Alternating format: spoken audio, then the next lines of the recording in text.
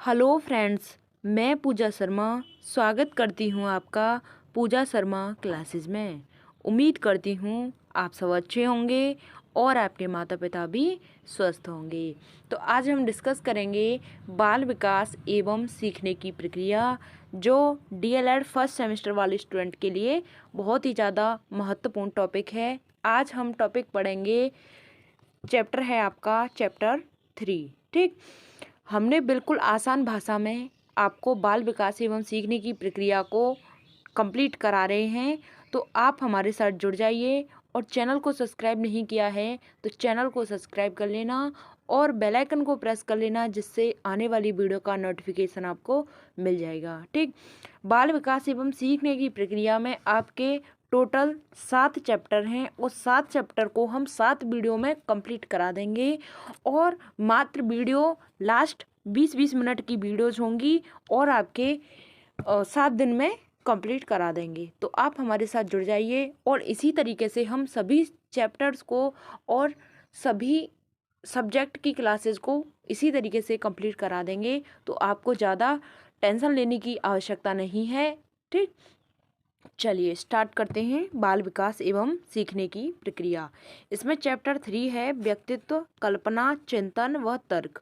ठीक, यहाँ से आपके एग्जाम में क्वेश्चंस बनते हैं। तो चलिए स्टार्ट करते हैं।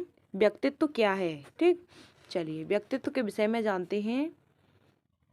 मनोवैज्ञानिक भाषा में व्यक्ति अपने आप में जो कुछ भी है वही उसका व्यक्तित्व है।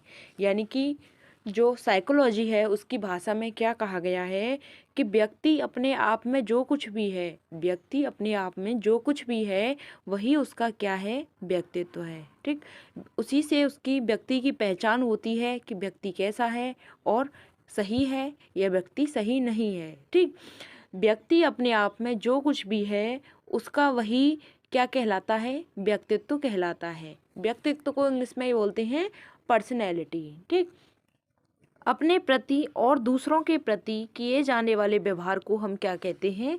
व्यक्तित्व कहते हैं। ठीक, आपसे एग्जाम में पूछा जाएगा तो आपको यह परिभाषा लिख देनी है कि व्यक्ति अपने आप में जो कुछ भी है वही उसका क्या है? व्यक्तित्व है।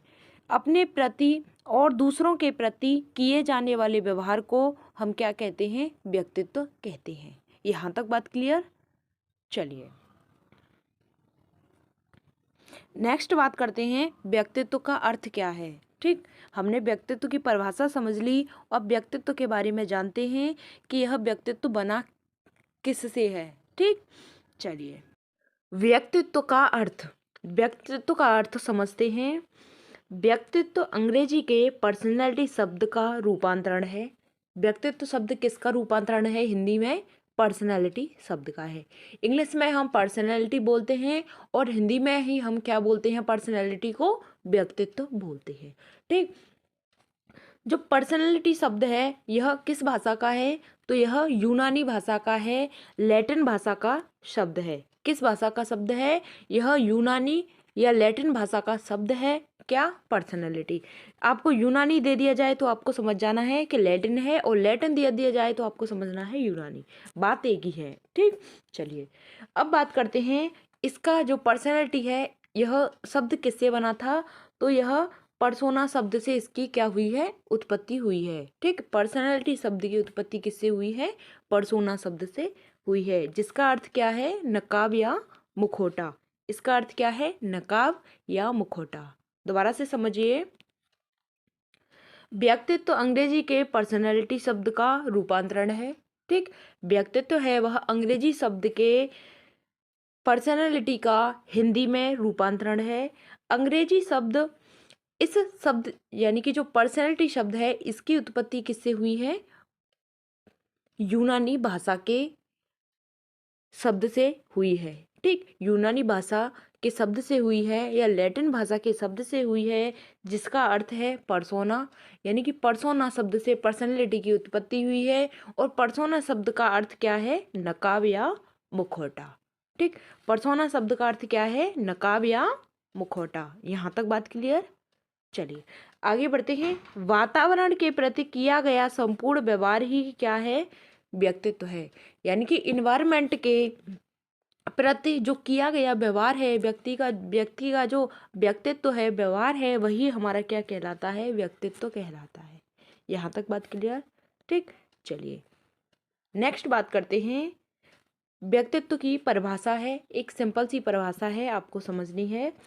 व्यक्ति का संपूर्ण व्यवहार ही क्या है, व्यक्तित्व है। ठीक, आपको एग्जाम में लिख देना है, आपसे पर्सनालिटी व्यक्तित्व के विषय में पूछा जाए तो व्यक्तित्व का क्या है, व्यक्ति का संपूर्ण व्यवहार ही क्या है, व्यक्तित्व कहलाता है। व्यक्ति का संपूर्ण व्यवहार ही क्या कहलाता है, व्यक्तित्व कहलाता है।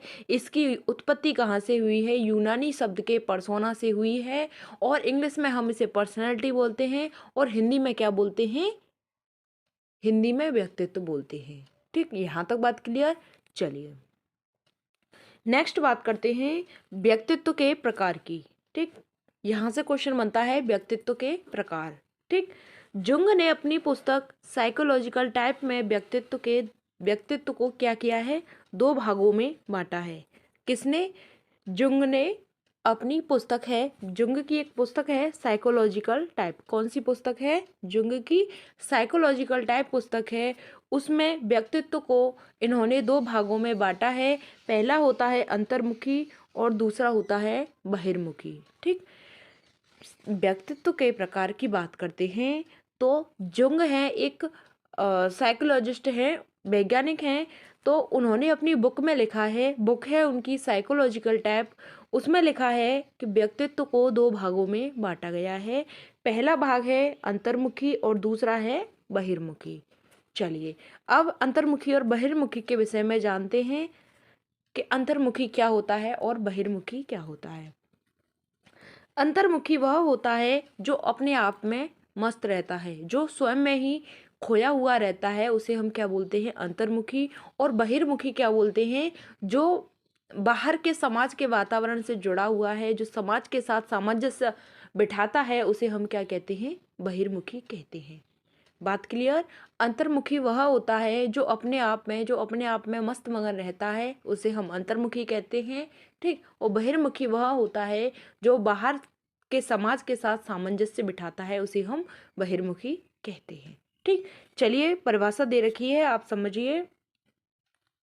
अंतर्मुखी स्वयं के लिए चिंतनशील रहता है, यानी कि वह स्वयं के लिए यानी अपने आप के लिए ही चिंतनशील रहता है। ठीक, तथा शांत मुद्रा में रहता है। ठीक, शांत मुद्रा में रहता है यानी कि अपने आप में मगन रहता है। इनका विकास बाहरी रूप में न होकर आंतरिक रूप में होता है, यानी कि बाहरी रूप में यानी कि जो हमारा इन्वायरमेंट है उसमें न होकर यह मतलब अपने आप में ही होता है। ठीक, अपने अंदर आंतरिक इनका जो रूपांतरण है वह होता है। ठीक, दोबारा समझिए। अंतर्मुखी स्वयं के लिए क्या होते हैं, चिंतनशील होते हैं। अंतर्मुखी स्वयं के लिए चिंतनशील होते हैं तथा शांत मुद्रा में रहते हैं। इनका विकास बाहरी रूप में ना होकर आंतरिक रूप में होता है। ठीक, इनका विकास बाहरी रूप में ना होकर आंतरिक रूप में होता है, वही हमारे क्या कहलाते हैं, अंतर्मुखी कहलाते हैं। अब बात करते हैं बहिर्मुखी की। बहिर्मुखी क्या होते हैं, यह वातावरण के साथ आसानी से अनुकूलन कर लेते हैं। जैसा वातावरण है उसी के अनुसार यह ढल जाते हैं, वही क्या होते हैं, बहिर्मुखी होते हैं। ठीक, तथा आत्मचिंतन नहीं होते हैं, यानी कि अपने आप में मस्त नहीं रहते हैं। ठीक, परंतु सभी के विचारों के आधार पर अपना विचार प्रकट करते हैं। जिनका जैसा मत है उसके अनुसार यह अपना मत प्रकट करते हैं, अपने बारे में यह विचार प्रस्तुत करते हैं, तो वही हमारे क्या कहलाते हैं, बहिर्मुखी कहलाते हैं। समाज के साथ यह सामंजस्य बिठाते हैं। ठीक, समाज के साथ क्या करते हैं, यह सामंजस्य बिठाते हैं। ठीक, सामंजस्य बिठाते हैं। चलिए नेक्स्ट बात करते हैं, यानी समाज के हित में यह कार्य करने के लिए तत्पर रहते हैं, वही हमारे क्या कहलाते हैं, बहिर्मुखी कहलाते हैं। यहाँ तक बात क्लियर? नेक्स्ट बात करते हैं अब व्यक्तित्व का मापन करने की कौन कौन सी विधियां हैं जिनसे हम व्यक्तित्व का मापन कर सकते हैं। ठीक, पर्सनालिटी का जो मेजरमेंट है, मापन है, उनका मेथड समझते हैं कि हम किस तरीके से उनका मापन कर सकते हैं। चलिए पहली विधि है आत्मनिष्ठ विधि। कौन सी विधि है? आत्मनिष्ठ विधि, वस्तुनिष्ठ विधि और प्रक्षेपण विधि। कौन सी विधियां हैं? ठीक, आत्मनिष्ठ विधि, वस्तुनिष्ठ विधि और प्रक्षेपण विधि। ठीक, दोबारा समझिए एक बार और। आत्मनिष्ठ विधि, वस्तुनिष्ठ विधि और प्रक्षेपण विधि। ठीक, यह व्यक्तित्व की मापन की विधियां हैं। ठीक, अब बात करते हैं आत्मनिष्ठ विधि की। ठीक, आत्मनिष्ठ विधि में क्या होता है कि इसमें आत्मकथा होती है। आत्मनिष्ठ विधि में क्या होता है? आत्मकथा होती है और उस व्यक्ति का क्या होता है? पूरा इतिहास होता है। ठीक, उस व्यक्ति का क्या होता है? हिस्ट्री होती है। ठीक, आत्मनिष्ठ विधि में प्रश्नावली होती है और साक्षात्कार विधि भी होती है। ठीक, आत्मनिष्ठ विधि में क्या क्या होता है? पहला होता है आत्मकथा, व्यक्ति का इतिहास और प्रश्नावली होती है और साक्षात्कार विधि होती है। यहाँ तक बात क्लियर? दोबारा समझिए एक बार और समझिए। आत्मनिष्ठ विधि में क्या होता है? आत्मकथा होती है, व्यक्ति इतिहास विधि होती है, प्रश्नावली विधि होती है और साक्षात्कार विधि होती है। ठीक, चलिए अब नेक्स्ट बात करते हैं वस्तुनिष्ठ विधि। वस्तुनिष्ठ विधि क्या होती है? इसमें निरीक्षण विधि होती है। कौन सी विधि होती है? वस्तुनिष्ठ विधि में निरीक्षण विधि होती है, परिस्थिति परीक्षण विधि होती है। कौन कौन सी? निरीक्षण विधि, परिस्थिति परीक्षण विधि और समाजमिति विधि, शारीरिक विधि। इनमें यह 4 विधियां होती हैं। कौन कौन सी होती हैं एक बार और समझिए।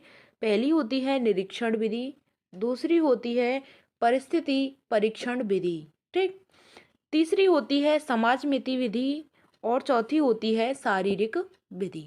ठीक, चलिए अब नेक्स्ट बात करते हैं प्रक्षेपण विधि। ठीक, मोस्ट इंपॉर्टेंट है प्रक्षेपण विधि।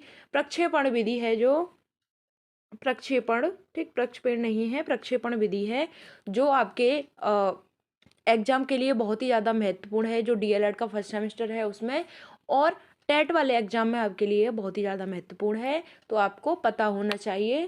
ठीक, मैंने यूपी टेट की क्लासेस भी चला रखी हैं, तो आप उन क्लासेस को देखिए और अपनी तैयारी को बहुत ही बेहतरीन तरीके से, जैसे मैं यहाँ पे करा रही हूँ उसी तरीके से मैंने यूपी टेट की क्लासेस को कंप्लीट करा रही हूँ। लगभग आधे से ज़्यादा सिलेबस को मैंने कंप्लीट करा दिया है, तो आप देख सकते हैं क्लासेस को। मैं लिंक आपको डिस्क्रिप्शन में दे दूँगी। ठीक, चलिए प्रक्षेपण विधि के बारे में बात करते हैं। पहली विधि होती है स्याही धब्बा परीक्षण। कौन सी विधि होती है? स्याही धब्बा परीक्षण। दूसरी होती है बालकों का अंतर्बोध परीक्षण। ठीक, इंग्लिश में हम इसे बोलते हैं CAT। CAT क्या बोलते हैं? CAT, बालक का अंतर्बोध परीक्षण। ठीक, खेल विधि और प्रासंगिक अंतर्बोध परीक्षण यानी कि TAT विधि। ठीक, चलिए दोबारा से समझिए एक बार और। प्रक्षेपण विधि कौन सी होती है? स्याही धब्बा परीक्षण होता है इसमें, बालकों का अंतर्बोध परीक्षण होता है, यानी कि इसमें बच्चों का क्या होता है? परीक्षण होता है। ठीक, खेल विधि होती है, प्रासंगिक अंतर्बोध परीक्षण होता है, इस इंग्लिश में इसे बोलते हैं TAT।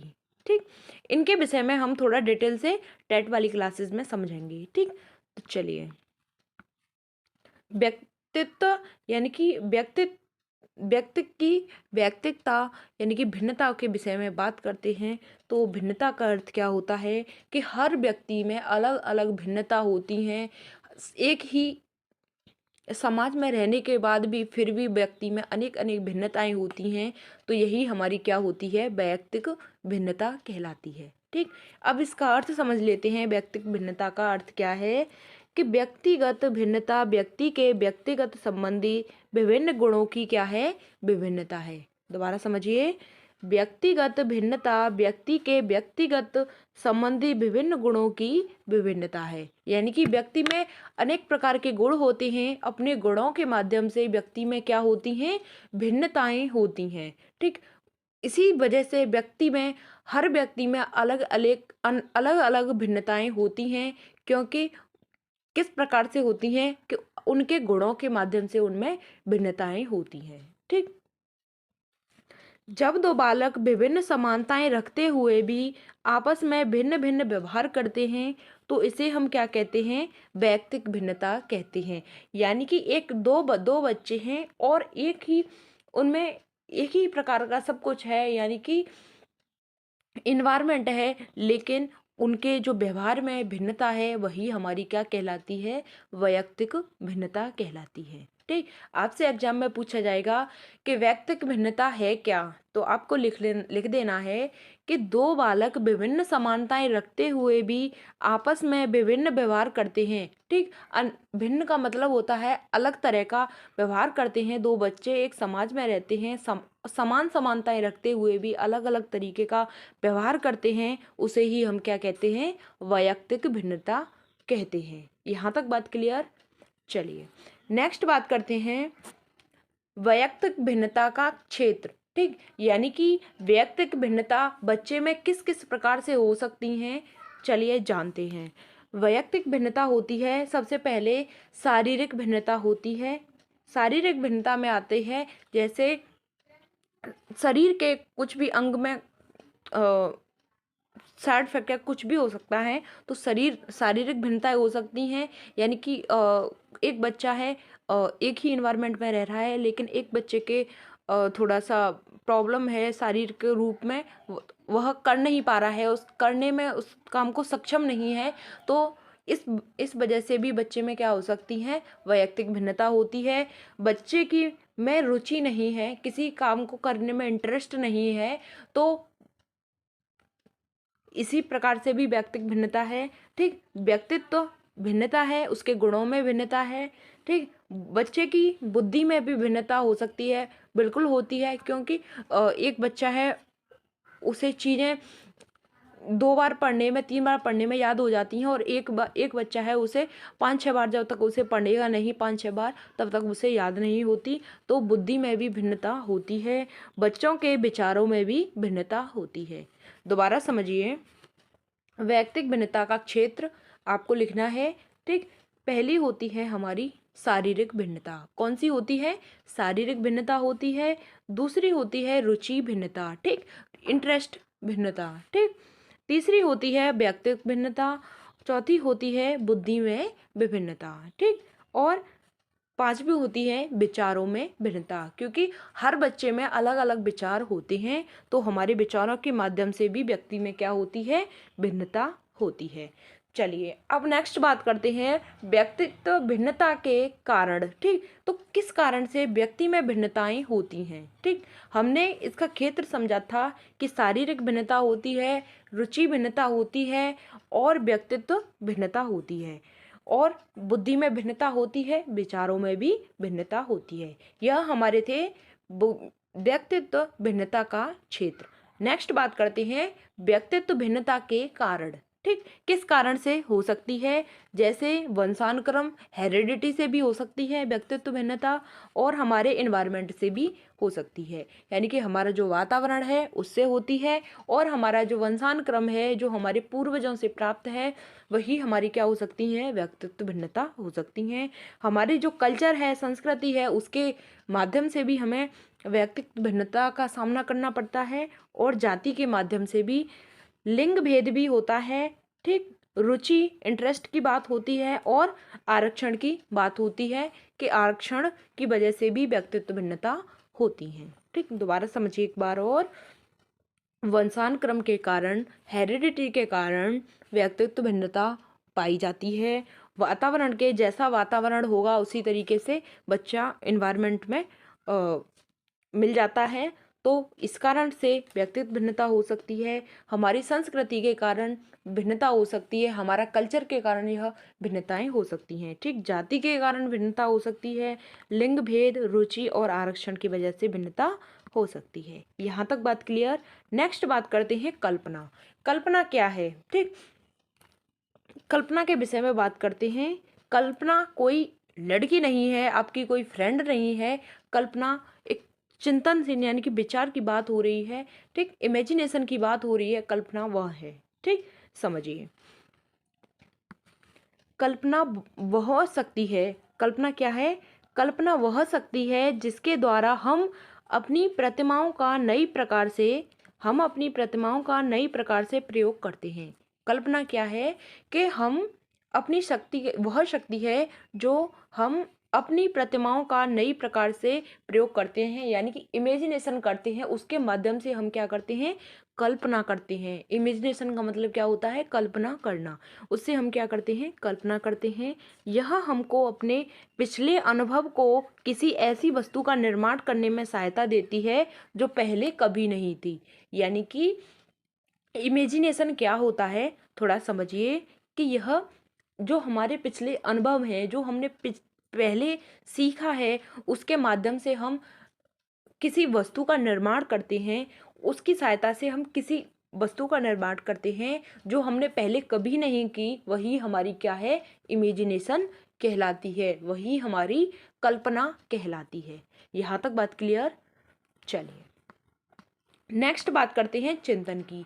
चिंतन क्या है, चिंतन वह है यानी कि थिंकिंग। ठीक, इंग्लिश में चिंतन को क्या बोलते हैं, थिंकिंग। थिंकिंग क्या होती है कि कोई व्यक्ति है, जब मन ही मन में किया जाने वाला कार्य, यानी कि मन ही मन में वह सोचता है। सोचने का मतलब ही होता है थिंकिंग। मन ही मन में किया जाने वाला विवेचन क्या कहलाता है, चिंतन कहलाता है। यानी कि कोई व्यक्ति है, अपने विचारों का मन ही मन में विचार कर रहा है, यानी कोई प्रॉब्लम हो गई उसके बारे में वह सोचने में लगा हुआ है।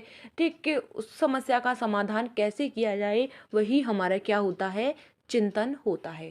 क्या होता है, थिंकिंग होती है। मन ही मन में किया जाने वाला विवेचन ही चिंतन कहलाता है। मन ही मन में किया जाने वाला विवेचन ही क्या कहलाता है, चिंतन कहलाता है। यहाँ तक बात क्लियर। ठीक, एग्जाम में पूछा जाता है कई बार। ठीक, तो आपको यह लिख देना है कि कल्पना क्या है, चिंतन क्या है। और नेक्स्ट बात करते हैं तर्क। तर्क इंग्लिश में बोलते हैं ऐसे रीजनिंग। ठीक, तर्क क्या है समझिए, जानने समझाने हेतु किया जाने वाला यत्न ही तर्क कहलाता है। यानी कि कुछ भी आपको पता है, उसके बारे में आपने जाना समझा और उसके बारे में आप तर्क करके बता रहे हैं कि ऐसे नहीं, यह इस तरीके से होगा, वही हमारा क्या कहलाता है, रीजनिंग कहलाता है। क्या कहलाता है, तर्क कहलाता है। जानने समझाने हेतु किया जाने वाला यत्न ही क्या कहलाता है, तर्क कहलाता है। यहाँ तक बात क्लियर। चलिए, यहाँ तक हमने बाल विकास एवं सीखने की प्रक्रिया में 3rd चैप्टर को कंप्लीट कर लिया है। इसके बाद हम 4th चैप्टर को कंप्लीट करेंगे। इसमें टोटल 7 चैप्टर हैं और 7 चैप्टर को हम मात्र 7 दिन में कंप्लीट कर लेंगे, लास्ट 20-20 मिनट की वीडियोस में। ठीक, दोबारा से समझिए, फास्ट रिवीजन कर लेते हैं। चलिए,